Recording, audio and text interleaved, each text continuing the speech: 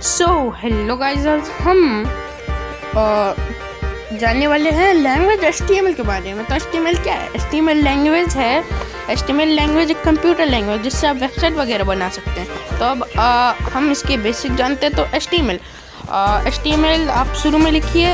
अभी मैं इसकी बॉडी बताता हूँ। सो ऊपर आप देख सकते हैं 2 एरो है ऐसे, तो वो स्टार्टिंग के लिए यूज़ होते हैं। और ये नीचे आप देखिए, मैंने उन 2 एरो के शुरू में ऐसे एक टेढ़ी लाइन खींची है। उसका मतलब है कि मैं इसे क्लोज कर रहा हूँ। और हेड के बीच में आप लिख दीजिए कुछ, मतलब अगर आपको कोई टाइटल लिखना है तो टाइटल भी आप ऐसे लिख सकते हैं हेड की तरह। अब बॉडी क्या होता है?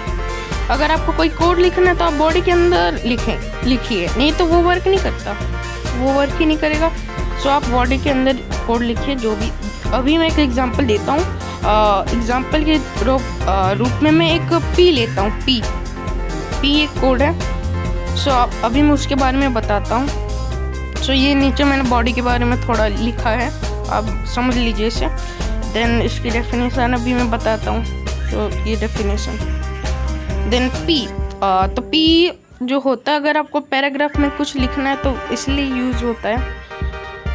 देख सकते हैं आप, हेलो गाइस। तो अभी मैं इसका आउटपुट दिखाऊंगा। आउटपुट आप ज़रूर देखिएगा। आउटपुट देखते हैं अब हम। आउटपुट अभी मैं पूरा कोड लिख लिया और ये रहा आउटपुट।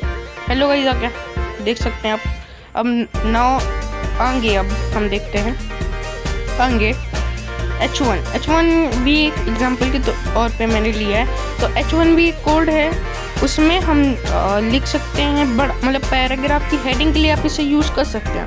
H1 पैराग्राफ की हेडिंग के लिए आप यूज़ कर सकते हैं।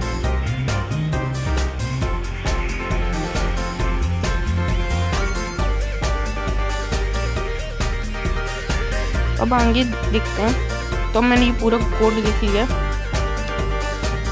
सो अब हम देखते हैं। तो ये देखिए आउटपुट आ गया, हेलो गाइस आ गया पूरा। अभी ये इसकी मतलब कि क्या होता है H1, तो आप देख सकते हैं इसकी डेफिनेशन में वो डिफाइंस करता है heading of paragraph. And then अब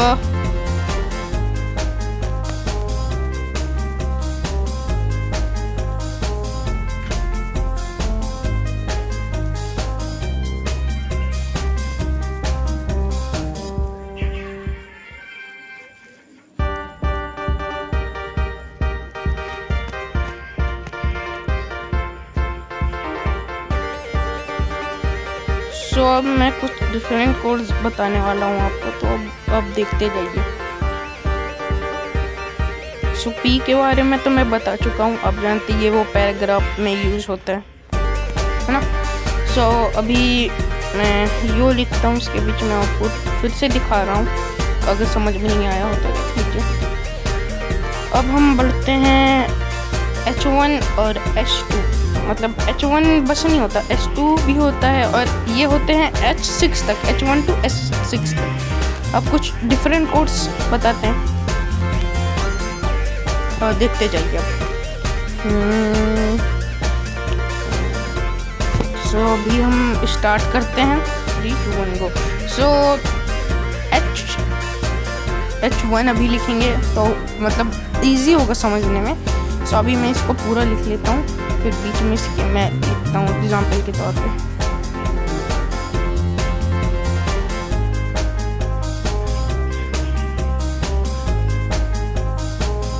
सो यू, तो अब मैं इसका आउटपुट दिखाता हूँ।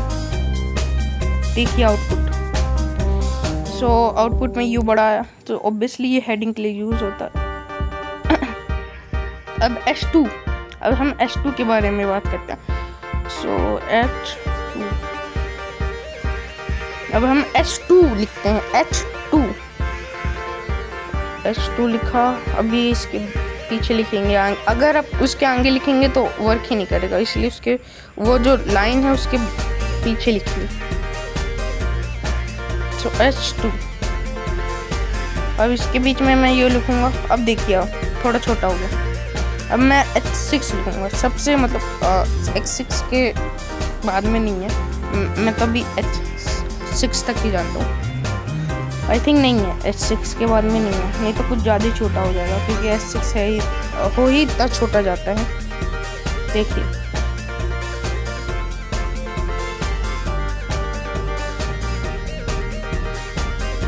H6। अब आप इसका आउटपुट देखिए, मैं आउटपुट दिखा रहा हूँ आपको। सो अब मैं दिखाता हूँ कि मतलब मैंने क्या क्या कोड लिखा। ऊपर वाला H1, नीचे वाला H2, सबसे नीचे वाला H6। और इसके कुछ और भी प्रकार होते हैं जैसे H1 मतलब H3, H4, H5, ये 3 और प्रकार हो गए इसके। सो गाइस आज के लिए इतना ही, ये पार्ट 1 था। So thank you, I hope आपको समझ में आया हो। Thank you. तो मैं वो जो कोड्स हैं मैं उनको नीचे भी शो कर देता हूँ जिससे आपको और अच्छे से समझ में आए। सो ये तो आज के लिए इतना ही। Thanks for watching.